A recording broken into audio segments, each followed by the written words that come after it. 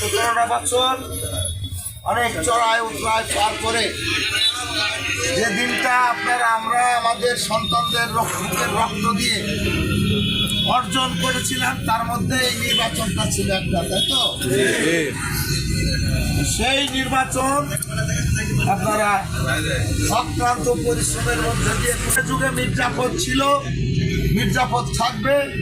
সেই মির্জাফরদের কারণে আমরা আজকে গণনায় ভোটে ঠকে গেছি।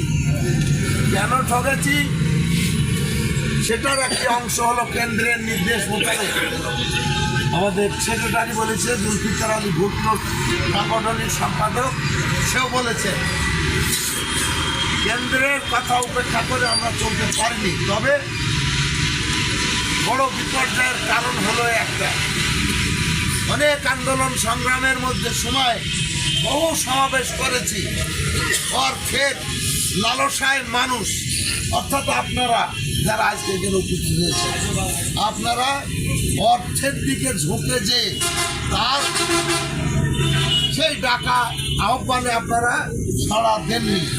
কিন্তু আমরা ডাকা মাত্রই এই গাংনীর হাজার হাজার মানুষ আমরা আন্দোলন সংগ্রামে আপনাদেরকে পেয়েছি। আমাদের থেকে কোনো বড় সমাবেশ তারা করতে এত হয় না। আমার থেকে আপনাদের কষ্টের জায়গা বেশি,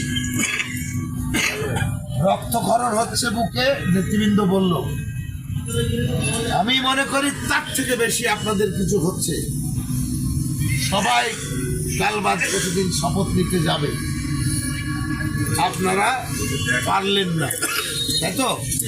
এই কষ্ট আমার না, আপনাদের। যাই হোক বন্ধুরা আমার, সময় ভালো হয়, সময় খারাপ হয় মানুষের জীবনে। তবে আপনাদের প্রতি উদাত্ত আহ্বান রাখতে চাই, হতাশার পেছনেই জামাত এই সিট 8,000 ভোটের ব্যবধানে জিতেছে তারা, নাকি, তাই তো?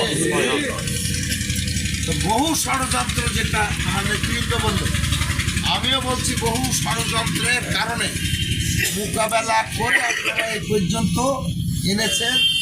অতএব যারা যে ষড়যন্ত্রের মাধ্যমে এই কাজগুলা করেছে তারা আর কেউ নয়, বিএনপির ক্ষমতা লোভে না, তারা নাকি আমরা ফেল করলে মেহেরপুর ডিস্ট্রিক্টের 3 উপজেলার এমপি হয়ে কর্তৃত্ব করে চালাবে। আশা থাকা ভালো, নিরাশ খারাপ, নাকি? আপনাদের তো ফেল করার পরে মেলা আশা বুকে রাখতে হবে না? হবে তো? হবে তো? দল ক্ষমতায় গেছে না যায়নি? ফেল যদি করেনি, করেই থাকেন, তাহলে ক্ষমতার কাছাকাছি অবস্থান যারা বিরোধিতা করলো তারা থাকবেন, আপনারা থাকবেন, আপনারা থাকবেন। যে মানুষটিকে এই ষড়যন্ত্র করে ফেল করানো হয়েছে সে তো সেই ক্ষমতার